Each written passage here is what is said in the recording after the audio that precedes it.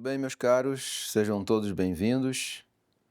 Vamos dar continuidade, então, ao nosso curso de Catecismo Tradicional. E agora, finalmente, saindo do longo ciclo dos sacramentos, que acabamos dando um grupo grande de aulas para o entendimento da doutrina da Igreja a respeito dos 7 sacramentos. Agora, passado essa fase dessas manifestações do poder de Deus, desses 7 sacramentos, nós vamos nos ocupar justamente da vida pública do culto, ou seja, da liturgia. A liturgia, certamente, parte fundamental da vida da Igreja, de grande importância, ela precisa ser estudada também com um devido cuidado, da mesma forma como nós estudamos os sacramentos. E hoje vamos ter a nossa aula como uma forma de introdução a esse tema tão importante, que muitas vezes é completamente ignorado pela maioria dos católicos, do que é uma coisa litúrgica ou não litúrgica, não é? Então, o que vem a ser a liturgia, né? Toda vez que nós começamos um tema, é importante nós nos atermos à definição que a Igreja dá, que pode parecer simples, mas toda definição ela tende a ser simples, mas nós vamos nos aprofundar no real significado da liturgia. É o conjunto de regras estabelecidas pela Igreja em todas as coisas que dizem respeito ao culto público, né? É a primeira coisa que aparece para nós essa questão do culto público, né? A definição de culto é interessante, né? O culto verdadeiro, mesmo os antigos sacrifícios da lei natural, era sempre envolvendo um agente público que tornava pública uma ação de oferecimento à divindade daquilo que era melhor. Logo, o culto era um ato de destruição, derramamento de sangue. Só quando há essa ação, você pode chamar a situação de culto. É claro que a Igreja possui um culto público por excelência, que é a Santa Missa. Mas quando nós tratamos de liturgia,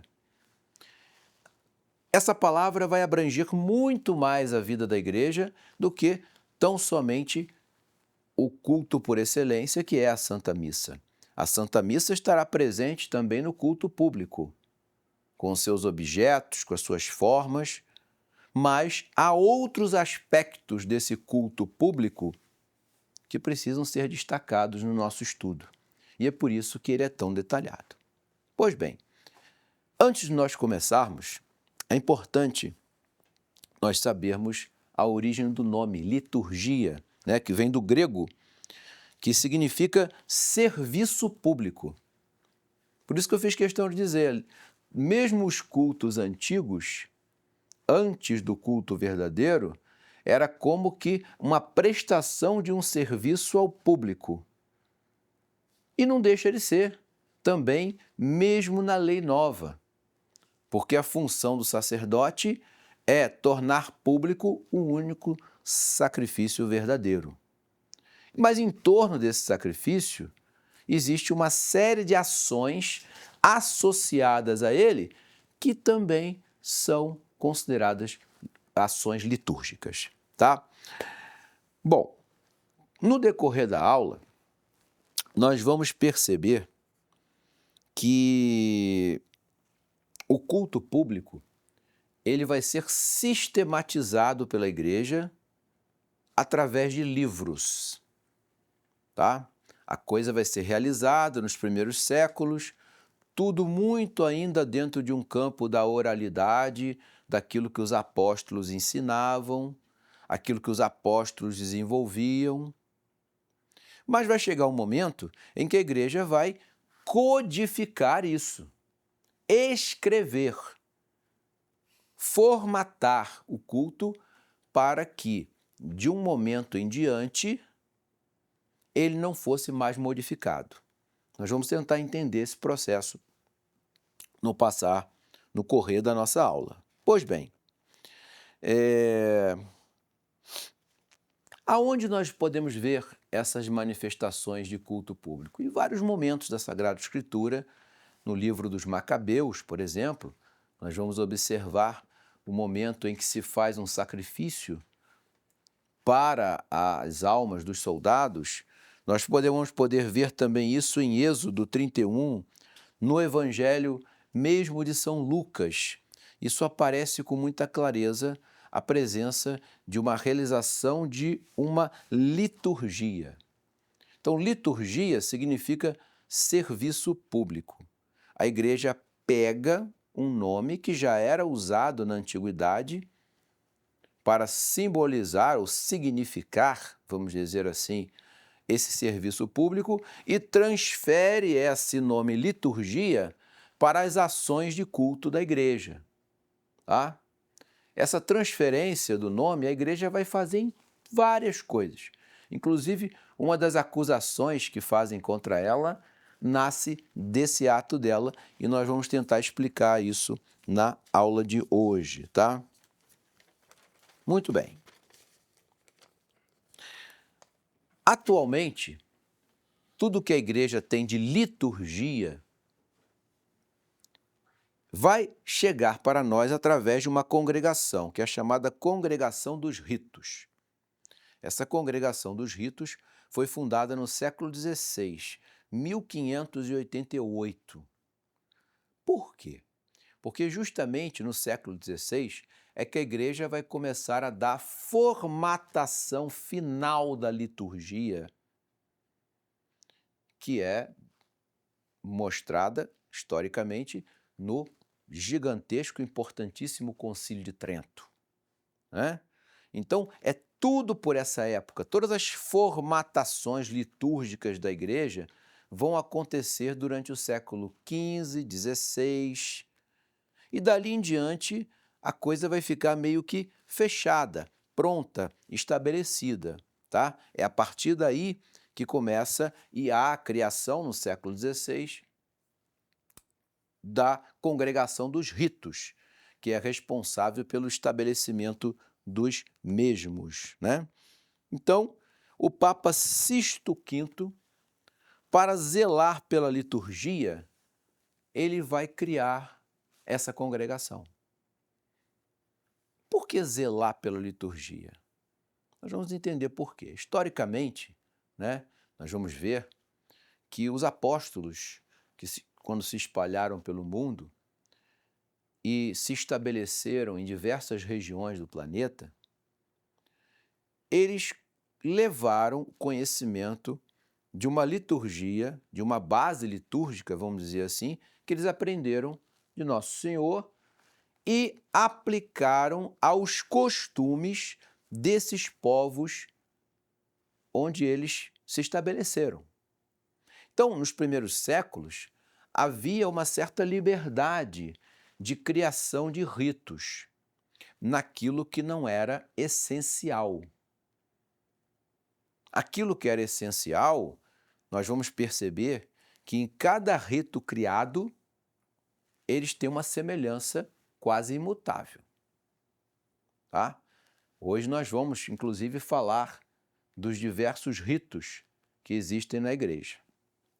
Então, esses apóstolos foram, de alguma maneira, formatando um rito. Um exemplo clássico é o rito de São Marcos, que vai ser estabelecido no Egito.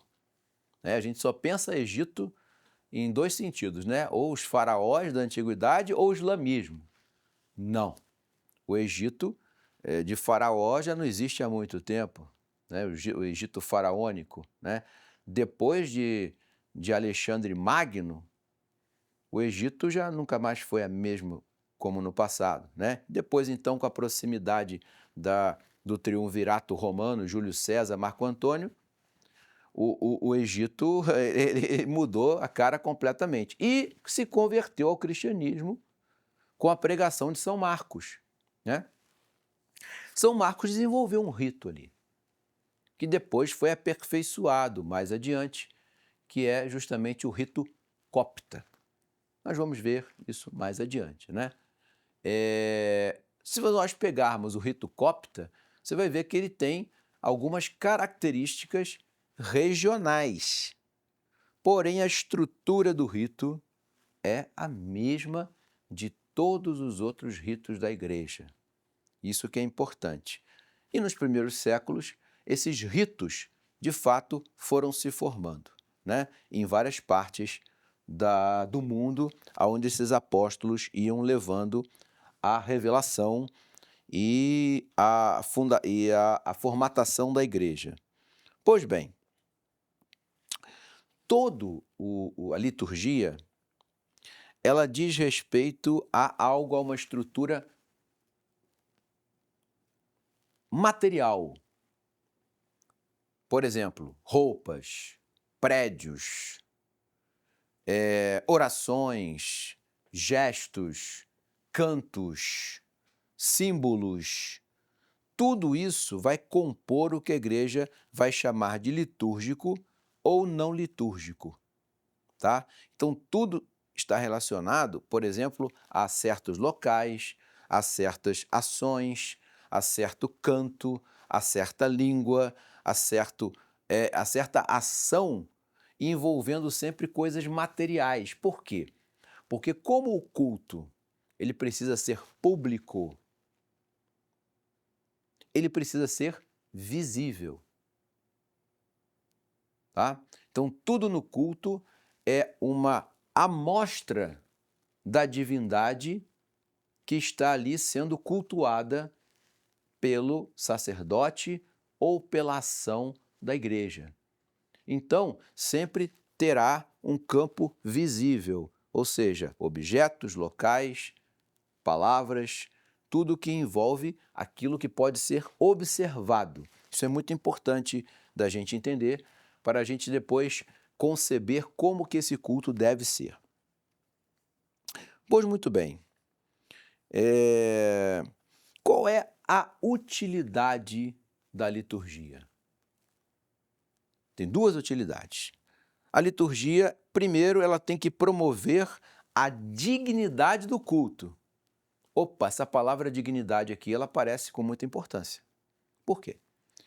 Porque na hora em que eu estiver fazendo o ato litúrgico, ele tem que estar revestido da dignidade própria daquele que vai ser cultuado. Eu não posso, por exemplo, oferecer a Deus algo bizarro, algo disforme, algo, como é que eu vou dizer? Algo que seja desprezível.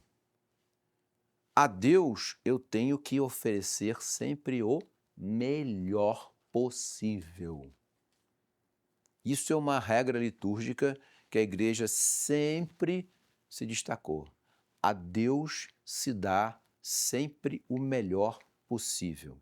Ou seja, a dignidade do culto, ela tem que estar resguardada na hora de escolher os objetos de culto. Outra finalidade, outra utilidade da liturgia é alimentar a piedade. Eu dou a dignidade ao culto e esse culto tem que me dar, de alguma maneira, um alimento à minha piedade. O que significa isso? Eu preciso, ao ver o culto, ao estar presente ao ato litúrgico, eu tenho que me mover à virtude da piedade. Essa virtude da piedade que é fazer com que a minha alma busque o Criador, vendo os atos que são realizados por aqueles que representam Ele. Então tem essa finalidade, tá? Ela precisa alimentar em nós a piedade. Portanto, um ato litúrgico que se afastasse de uma piedade, ele tem que ser rechaçado. Você não pode dar ao culto algo que não remeta a alma a uma elevação. Tudo no culto divino, na liturgia, ele precisa elevar o indivíduo e não rebaixá-lo. É importante a gente saber isso para depois a gente entender o que a igreja vai fazer, por exemplo, nos objetos litúrgicos, né? Pois bem, esse ato, essa liturgia, sempre tem que ter como uma espécie de fundamento a devolução a Deus daquilo que Deus nos deu. Deus nos deu tudo, a vida, a alma, o corpo, tudo que nós temos, a nossa inteligência. Então, os atos litúrgicos, eles sempre estão dentro de gestos, palavras, movimentos do corpo em concordância com o que nós temos dentro de nós. Não pode haver uma hipocrisia, né? Assim, como é que eu vou dizer? O culto exterior, ele representa a vida interior. Então, quanto mais sublime for a vida interior, esse culto, essa liturgia, ela vai ser sublime como o interior daqueles aquele que a concebeu e também tão sublime quanto aquele que ela procura cultuar como divindade. Isso é muito importante. Curioso que isso está presente até mesmo na religião natural, antes da revelação. Nós voltarmos no tempo aí, num Egito antigo, né? Já que a gente está falando de Egito, nós voltarmos ao culto dos deuses pagãos no Egito, eles faziam aqueles deuses lá, antroposomórficos, da melhor forma possível, com o que havia de melhor, com o que havia de mais requintado, vamos dizer assim. Essa questão de dar dignidade ao que é maior do que nós já está presente na religião natural. Muito mais deve estar presente na religião revelada, porque agora se trata do verdadeiro Deus. Então, se eu cultuava um monte de jacarés no Nilo e dava dignidade àquilo, quanto mais eu vou dar ao Deus verdadeiro, Criador de todas as coisas, tá? Então, a gente precisa sempre entender essa lógica da liturgia, né? Pois bem, e aí, quando a gente, munido dessa realidade, a gente tem que entender que na liturgia tem que haver pompa. Quando a gente ouve essa palavra pompa, imediatamente a gente vai se remeter àquelas cortes francesas, né, do século 17, 18, 19, com o luxo, a pompa. Pois é, aquele mundo materialista ali que os senhores muitas vezes conhecem nas escolas, nos livros, eles de fato roubaram um pouco para eles da pompa litúrgica. Mas o culto divino, ele tem que ter essa pompa, né? A vida da nobreza não precisa ter essa pompa. Acabava tendo porque eles alcançavam lá uma dignidade na sociedade e fazendo uma associação, olha, nós somos dignos disso. Mas, na verdade, quem verdadeiramente é digno disso tudo é Deus Nosso Senhor. Então, o culto ele tem que ter pompa. O que isso significa? Para Deus deve-se dar o melhor que existe. Sempre é o melhor, de mais qualidade, de mais valor, de maior grandeza, de maior raridade. Tudo para Deus deve ser assim, né? Então a pompa, ela está presente. Nós não podemos olhar a pompa como sendo algo, uma palavra que imediatamente se remete a algo pejorativo. Não. A pompa na liturgia é necessária, tá? Só nisso a gente já vê a importância de, durante um ato litúrgico, o embelezamento, a grandeza das coisas se tornar como parte do mesmo ato. Pois bem, existe na liturgia duas categorias de ritos. Toda liturgia ela é composta de ritos. São ritos que a igreja considera sagrados. Esses ritos, senhores, eles podem ser de dois tipos: ritos essenciais e ritos secundários.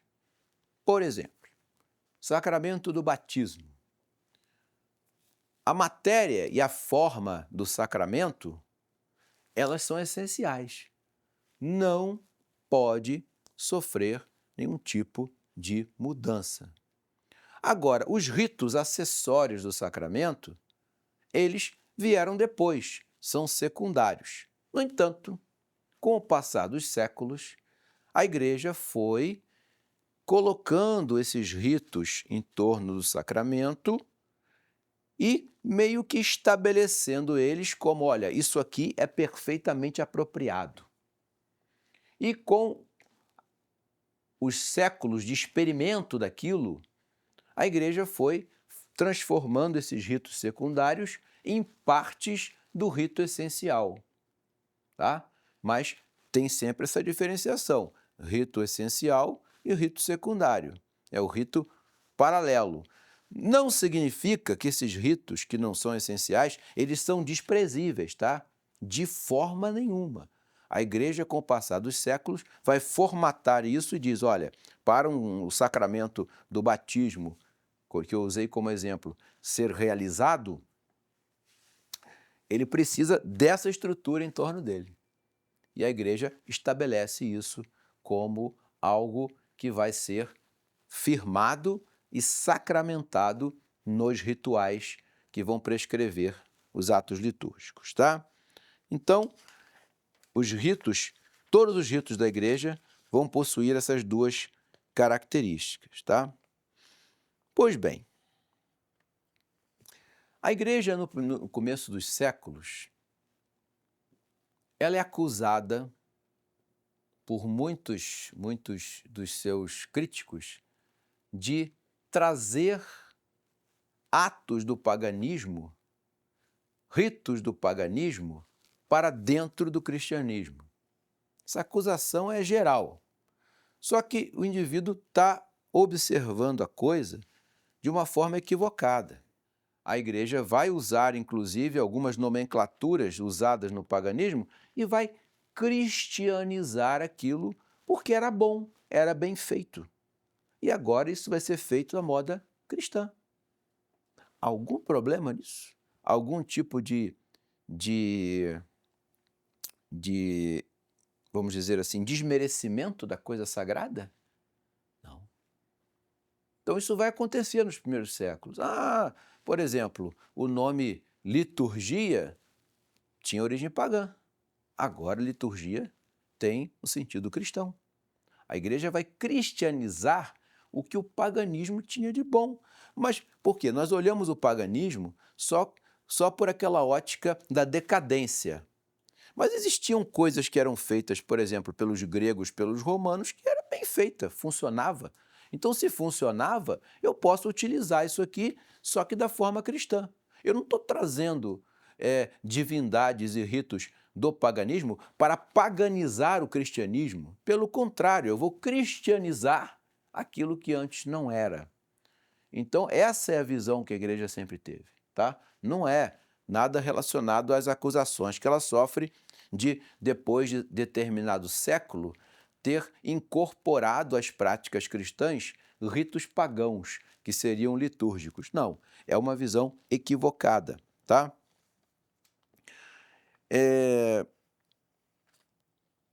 A Igreja, então, com o passar dos séculos, ela vai formatando essas liturgias nas diversas regiões onde os apóstolos foram se fixando, né? Então, o exemplo que eu dei antes aqui do São Marcos vai acontecer com São Pedro, em Roma, vai formar o chamado rito de São Pedro e São Paulo. Esse rito de São Pedro e São Paulo era a missa romana dos primeiros séculos, que foi, aos poucos, sendo acrescida de ritos secundários que vão fazer parte da missa chamada missa de rito romano. São Gregório Magno vai dar uma formatação muito própria à missa romana de sempre, né? Quando esse rito romano passar pela Idade Média, ele vai receber alguns floreamentos próprios do mundo medieval, uns acréscimos de orações, mas a estrutura é a mesma da missa de São Pedro e São Paulo, a missa de São Gregório Magno, a missa medieval, é a mesma missa, só que elas foram recebendo floreamentos durante o passar dos séculos. Quando chega no período do Concílio de Trento, em especial após o concílio, com o Papa São Pio V, o que São Pio V vai fazer? Ele vai tirar os floreamentos medievais e deixar a missa pura, como era no tempo de São Pedro e São Paulo. É como se ele dissesse assim, olha, vamos manter a missa num formato que seja um formato original concebido pelos apóstolos São Pedro e São Paulo em Roma. Daí nasceu o famoso documento, a bula Coprimum Tempore, né, que eu até trouxe aqui, na qual o Papa São Pio V ele vai formatar a missa para que ela nunca mais recebesse nenhum tipo de floreamento, como aconteceu na Idade Média. Por exemplo, né, a parte da missa que trata do Kyriale, né, que é o momento em que a igreja pede a Deus que tenha piedade. Senhor, tem de piedade. Deus, tem de piedade. Senhor Jesus Cristo, tem de piedade de nós. É o Kyriale. Esse Kyriale, na Idade Média, ele era intercalado com umas orações, como se fossem súplicas no meio daqueles pedidos. Essas súplicas foram um floreamento medieval, que São Pio V falou, não, isso aqui não tinha na missa de São Pedro e São Paulo, né? A missa de São Pedro e São Paulo era só o Kyriale mesmo, né? Então, vamos manter o Kyriale. Então, ele foi formatando, ele foi enxugando a missa desses floreamentos medievais para manter a estrutura original da missa, né? Quando isso ficou pronto, ele estabeleceu esse documento, essa encíclica, para dizer, olha, agora nós temos a missa pura, simples, e para que isso nunca mais aconteça, ela não pode mais ser mudada em hipótese nenhuma. É justamente o conteúdo da bula Coprimum Tempore, que eu recomendo que todos leiam, para saber o quanto a igreja foi zelosa de guardar o rito da missa. Isso eu só citei o exemplo de Roma, mas nós não podemos esquecer dos orientais, a igreja oriental. Ah, mas existem então outras missas? Não, a missa é a mesma, tá? Não existem várias missas, só há uma missa. Não tem duas missas diferentes, né? A missa é a missa, mas os ritos da missa, eles vão variar conforme essas igrejas regionais que foram sendo estabelecidas na Antiguidade, principalmente no Oriente e algumas no Ocidente também. Já já nós vamos ver quais são elas, né? E aí como é que se deu essa história?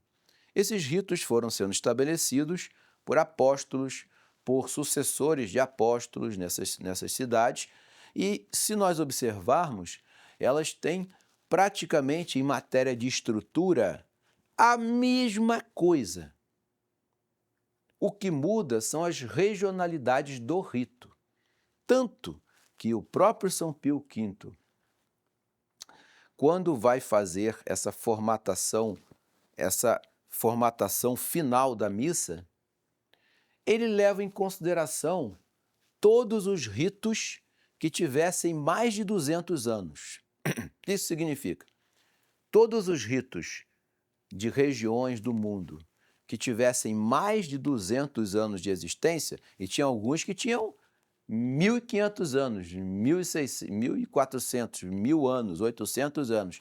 Os ritos que tivessem pelo menos 200 anos de existência, eles poderiam continuar sendo feitos nas regiões aonde eles se estabeleceram. E os ritos orientais, que daqui a pouco nós vamos ver quais são, eles podiam ser feitos sem o menor problema pelas igrejas orientais. E no Ocidente? O Ocidente também desenvolveu ritos próprios. Os dois exemplos, que nós vamos ver daqui a pouco, dentre outros, é a missa no rito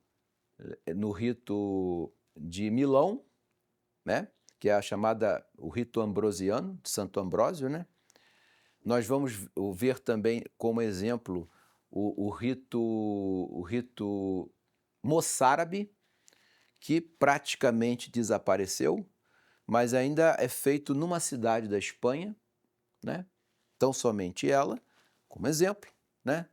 Então, o Papa São Pio V falou, não, todas essas missas todos esses ritos, com mais de 200 anos, eles podem ser mantidos. Agora, ritos que foram criados menos de 18 anos, de 200 anos para cá, estão proibidos.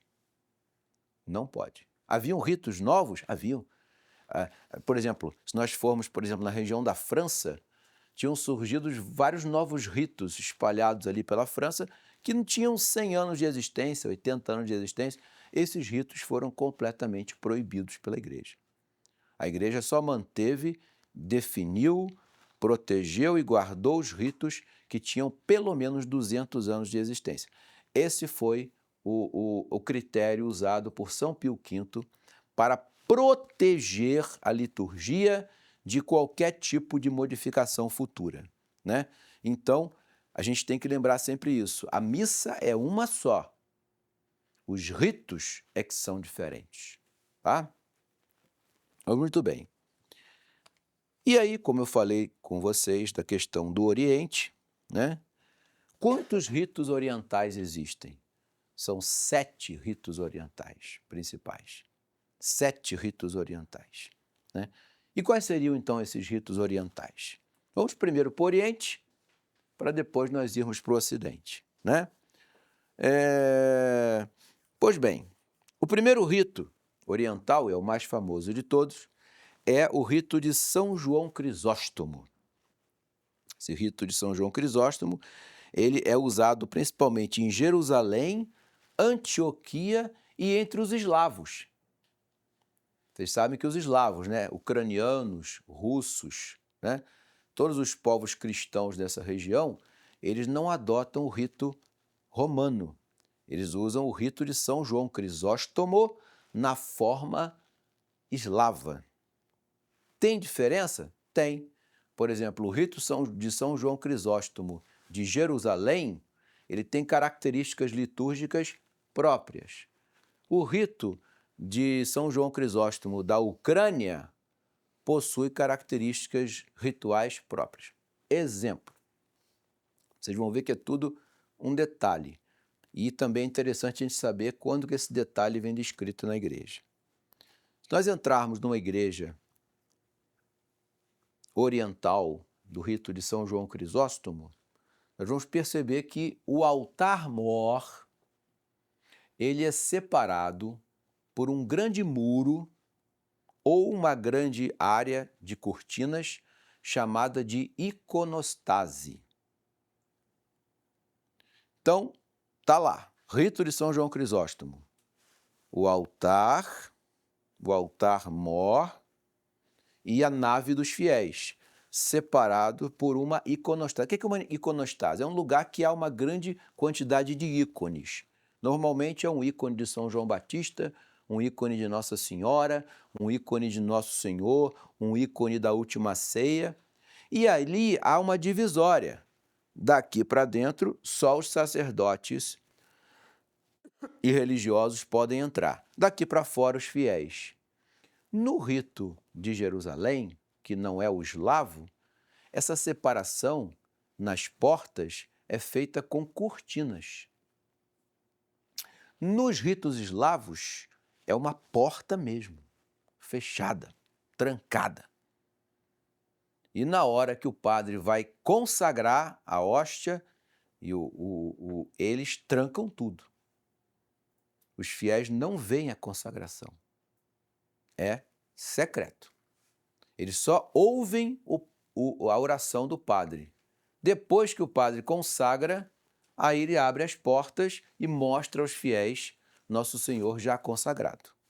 Tá? Isso aí é uma característicazinha pequena do rito, só para vocês verem a diferença.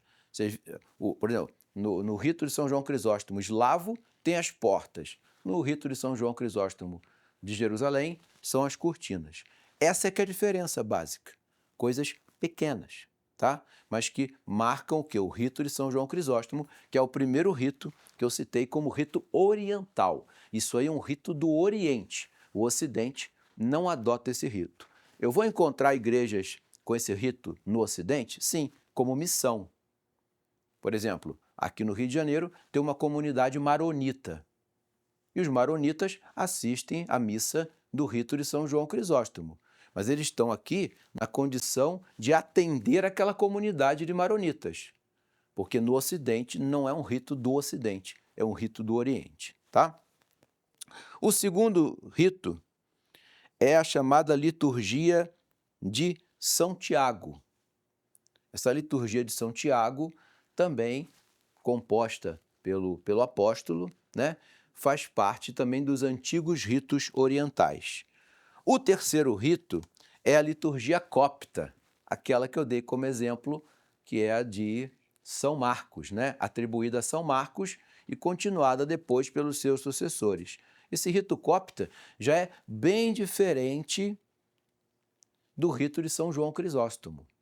Vocês terem uma ideia, o rito de copta, ele tem uma quantidade muito grande de leituras, né? Os ritos orientais têm 2 leituras, 3 leituras.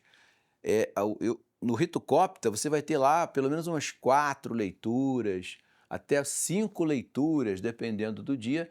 Então, torna um rito assim um tanto grande, né?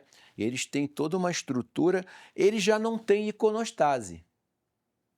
No rito copta, você já não vai encontrar as cortinas, nem as portas, nem as paredes, mas vão encontrar outras características próprias. Por exemplo, o padre, quando entra no altar, ele tem que entrar descalço, ele tem que tirar o sapato.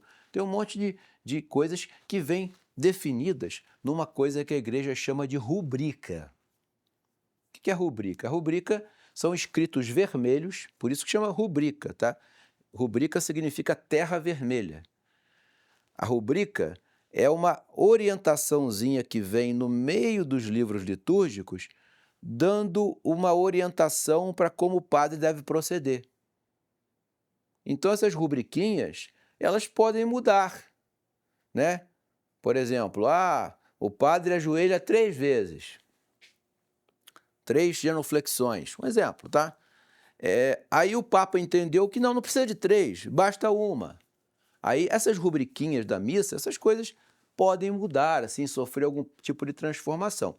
Mas a tendência da igreja é sempre chegar a um modelo definitivo, para que não fique precisando mudar absolutamente nada, tá? A quarta liturgia oriental é a liturgia de São Basílio, que são das igrejas siríacas, região da Síria. É a liturgia de São Basílio. São Basílio Magno foi um dos grandes bispos, né, da Antiguidade Oriental, e ele formatou também um tipo de liturgia própria, a liturgia de São Basílio, que vai ter suas características próprias no Oriente. A outra, a quinta, é a liturgia armênia. Os armênios têm um rito próprio. E, curiosamente, os armênios possuem uma formatação litúrgica muito semelhante ao rito romano. Mas é outro rito, não é o rito romano, é o rito armênio, tá? O sexto rito é a liturgia dos nestorianos. Apesar do nome estar associado a uma heresia, eles não são eles tinham um rito próprio, que era chamada o rito nestoriano. E, por fim, a liturgia dos maronitas, ou da Igreja do Líbano. Os cristãos do Líbano, eles são os cristãos maronitas e possuem um rito próprio daquela região, aprovado pela Igreja. Então, esses são os 7 ritos, né, orientais que a igreja possui. Há também os ritos presentes na Índia, o rito Malabar, o rito Malankar, mas todos esses ritos são derivados desses que eu citei para vocês. Esses 7 ritos do Oriente, que eu acabei de citar para os senhores, eles deram origem a outros ritos que, na verdade, são eles mesmos, só que mudados de formas regionais, tá? Não há uma mudança de rito. Os ritos são só esses, 7 ritos orientais. Agora vem a hora dos ritos ocidentais, né? A gente pensa que só existe o rito romano. Não, não existe só o rito romano. O rito romano é o maior de todos, é o principal, é o rito da cidade que é chefe da igreja, né? Principal, estabelecido no mundo inteiro.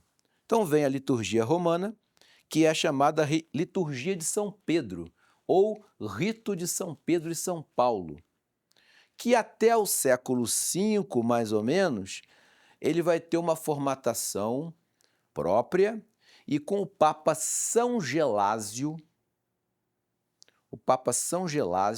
vai começar o processo de codificação. Olha, até aqui a coisa era feita na base da oralidade e do costume. Não, agora nós vamos fazer realmente rituais para proteger a missa de São Pedro e São Paulo. São Gregório Magno, no século VI, vai também favorecer uma proteção a esse rito e dar algumas características próprias a ele. E aí chega, após São Gregório Magno, a figura que vai realmente fechar a questão da missa é São Pio V, na já falada bula Quo Primum Tempore, onde ele vai tirar todos os floreamentos da Idade Média. Agora, acabou os ritos do Ocidente? Não. Você tem, na Diocese de Milão, como eu falei, o rito ambrosiano, que vem lá do tempo de Santo Ambrósio. Ele é muito diferente do rito romano? Não, não é. Mas ele tem características próprias, né? Rubricas. Eu volto a falar das rubricas. As rubriquinhas do rito ambrosiano é diferente das rubricas do rito romano, mas a estrutura é praticamente a mesma. E se nós olharmos mesmo as igrejas orientais, vocês vão perceber que, apesar de ter as regionalidades aprovadas pelo Papa, a estrutura da missa é a mesma, tá? Outro rito também, que eu já falei, é o moçárabe. Esse rito moçárabe era o rito mais difundido na Espanha. Ele foi diminuindo, sendo substituído pelo rito romano, até só existir praticamente hoje na cidade de Toledo, né? Toledo ainda guarda o rito moçárabe dentro das suas características litúrgicas. Há também o rito galicano, que também é do Ocidente. O rito galicano é o rito próprio da região da Gália, ou seja, a atual França, né? Havia um rito próprio ali naquela região que tinha suas rubricas próprias e era um rito que nasceu no Ocidente, por isso o rito ocidental. Essa missa galicana, ela já se aproxima bastante das rubricas do Oriente, porque ali eles estavam muito próximos da influência do Oriente e, por conta disso, o rito acabou tendo características muito semelhantes aos ritos orientais, tá? E logo em seguida, diante disso, eu poderia citar também o rito lionês, o rito glagolítico, que era da região da antiga Iugoslávia, tá? Todos eles têm uma estrutura que nasce de todos esses ritos que eu citei para os senhores, tá? Repetindo, a missa é a mesma, o rito é que é diferente. Isso forma um conjunto litúrgico da igreja que vai ter o seu desfecho final nas decisões pós-Concílio de Trento, e no governo do Papa São Pio V. Ali o Papa vai decretar: todos esses ritos aqui, eles vão permanecer. Esses outros aqui, mais recentes, serão abolidos da vida da Igreja, tá? Eu poderia até citar outros exemplos. Por exemplo, Portugal, a cidade de Braga, por exemplo, tinha o famoso rito bracarense.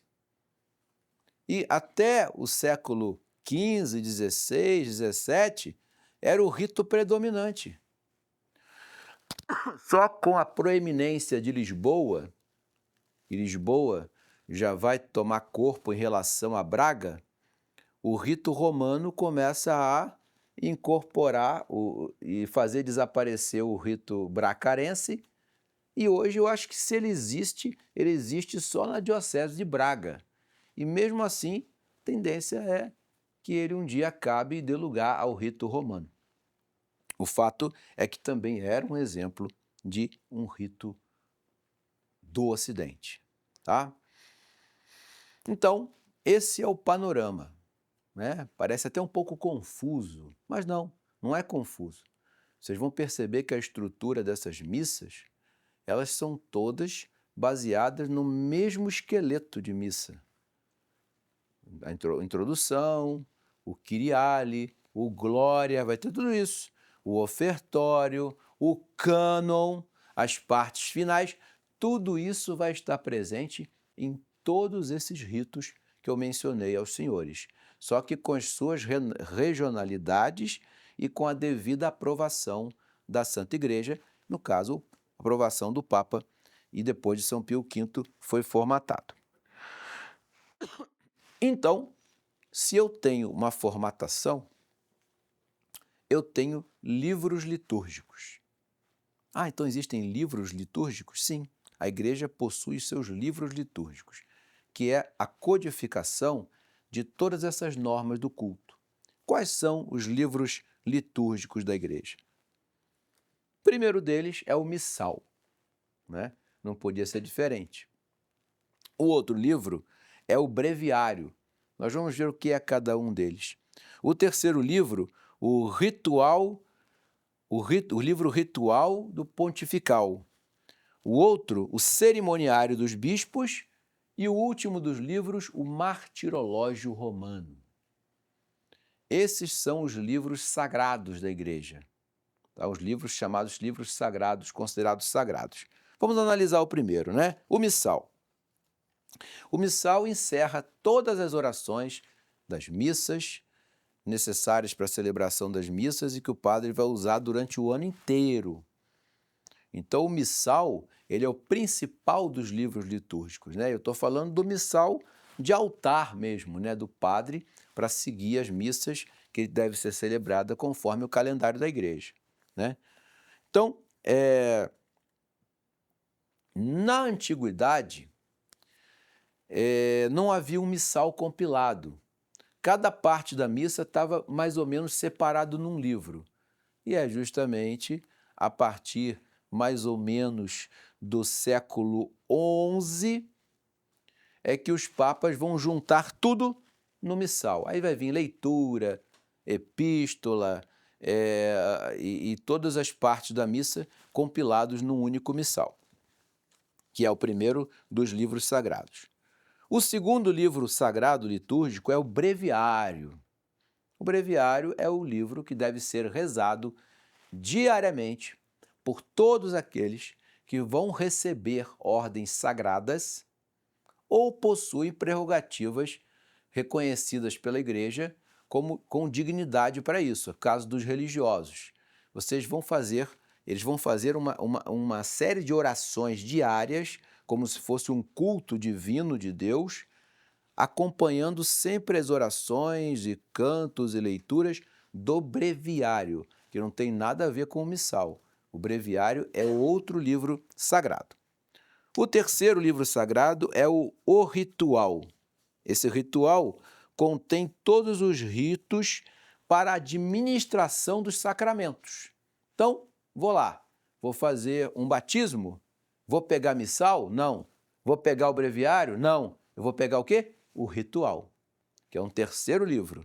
Esse ritual vai trazer todos os sacramentos, como que eu tenho que fazer, como que o padre vai proceder. O livro vai dizendo tudo direitinho e informando o padre para que não haja problema. O quarto livro é o pontifical. Pelo nome já está dizendo. São as funções do bispo. É tudo que o bispo precisa realizar. Tem coisas que são específicas do bispo, né? Então, o pontifical é um livro sagrado que traz todas as instruções para as atividades realizadas pelo bispo. O outro livro, olha aí, parece que é o mesmo livro, mas não é. O Cerimonial dos Bispos. Então tem o pontifical e tem o cerimonial dos bispos. Ué, mas qual a diferença? O Cerimonial dos Bispos é um livro que vai trazer todo o rito das missas que o bispo vai participar. Então o padre vai saber fazer, porque a presença do bispo numa missa, ela muda completamente a liturgia em alguns pontos. Então esse livro vai trazer a forma como todo o corpo do clero que vai participar daquela celebração vai agir na presença do bispo, numa missa celebrada numa catedral, por exemplo, que vai ter algumas diferenças, né? Depois disso, nós temos então o Martirológio Romano. O que é o último livro sagrado da igreja? O Martirológio era o local onde havia escrito o quê? O nome dos mártires, por isso Martirológio, né? Mas depois a igreja passou a transformar ele num livro onde vem todos os santos do ano em que a igreja precisa celebrar, precisa realizar as missas de acordo com as festas dos santos. É como se trouxesse o elenco de todos os santos que a igreja vai venerar. É o Martirológio Romano. Fala Martirológio Romano, mas traz o nome de santos de todas as regiões, né? Então isso fecha os principais livros litúrgicos da igreja. Não são os únicos, tá? Mas esses são os principais livros litúrgicos da igreja. Falta algum? Bom, podemos mencionar também outros que são considerados como livros sagrados meio que paralelos, né? Que livros são esses, né? Por exemplo, os chamados compêndios dos fiéis. O que são compêndios dos fiéis? São orações que os fiéis podem fazer, como, por exemplo, livros de horas litúrgicas, onde os fiéis podem rezar conforme a ordem que a igreja estabeleceu. São livros de orações próprias que os fiéis podem utilizar. E, por fim, nós temos aí o gradual. O que é o gradual? O gradual é uma coletânea de cantos da missa. Todos os cantos que podem ser usados na missa serão descritos no gradual. E, por fim, o antifonário, que traz o elenco separadamente de todas as antífonas das missas que serão celebradas durante o ano. Tá? São livros paralelos à liturgia, que são considerados também livros litúrgicos, né? Mas os 5 livros sagrados são esses que eu mencionei anteriormente. Todo esse conjunto de coisas que nós vimos hoje é o grande aparato litúrgico da igreja. Só que dentro de cada uma dessas funções, de cada um desses ritos, vocês têm objetos, locais, orações específicas, movimentos específicos, línguas específicas que deverão ser usadas. Cada um desses ritos vai ter a sua língua sagrada ali estabelecida e isso vai sendo, nós vamos entrando nesses estudos conforme as nossas aulas vão vindo. Mas introdutoriamente, o que a gente precisa entender é que tudo isso faz parte do conjunto do culto público da igreja, tá? E mesmo tendo 7 ritos orientais, com tantos outros ritos ocidentais, é a mesma missa.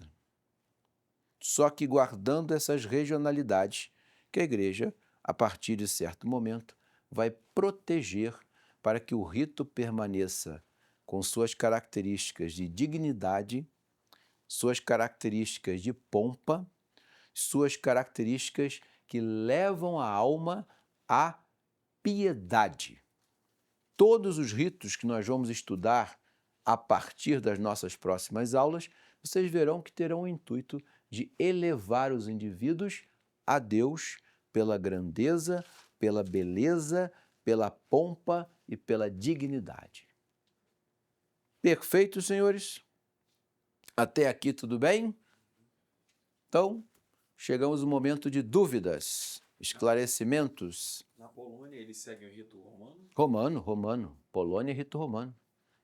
Polônia, apesar de ser um país oriental, né, vamos dizer assim, né, muito próximo do Oriente, a Polônia ela tem um laço muito grande com o Ocidente, curiosamente, né? Agora, por exemplo, se a gente for ali para a Hungria, para a Bulgária, vocês já vão ver que os ritos ali já têm toda a influência do Oriente. A Grécia, então, a Grécia é todo rito, o rito da Grécia é o rito de São João Crisóstomo, né? Então, ali o Oriente já meio que estabeleceu as bases do cristianismo. É a mesma coisa a Rússia, Ucrânia, Bielorrússia, esses países todos, os ritos orientais, eles triunfaram, né? Os dois missionários, né, que foram para Kiev, né, São Cirilo e São Metódio, né? Eram dois irmãos. Um era monge e o outro era bispo. O Papa de Roma manda os dois para lá. Para quê? Para converter o povo russo, né? Só que esses dois que vão para lá, eles são de rito de São João Crisóstomo. Foram missionários do Papa de rito oriental.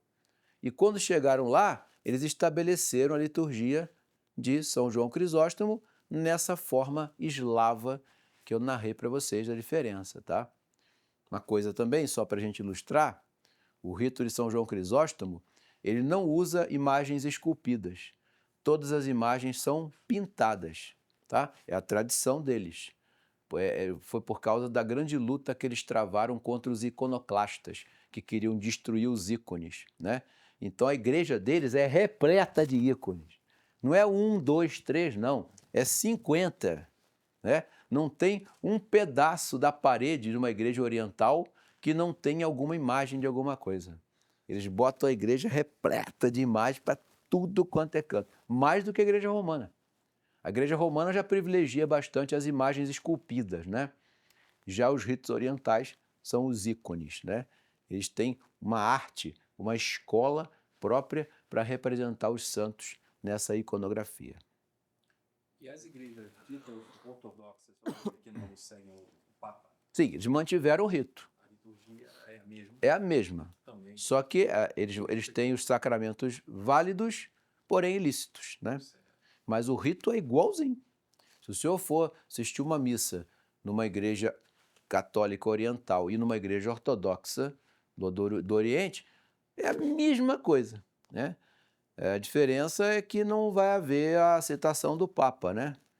Porque, no caso, eles vão botar o nome do patriarca da igreja, né, oriental. Mas o rito é o mesmo, exatamente o mesmo. Tá? E aí, meu caro? Alguma dúvida? Tudo tranquilo? O rito melquita?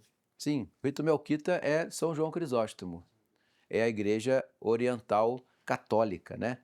Porque tem os ortodoxos.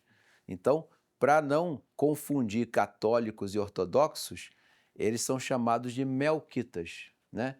Esses melquitas são os católicos orientais. Então é missa católica, perfeita, igreja católica, né? Só que em rito de São João Crisóstomo. Ok? Então, pois não?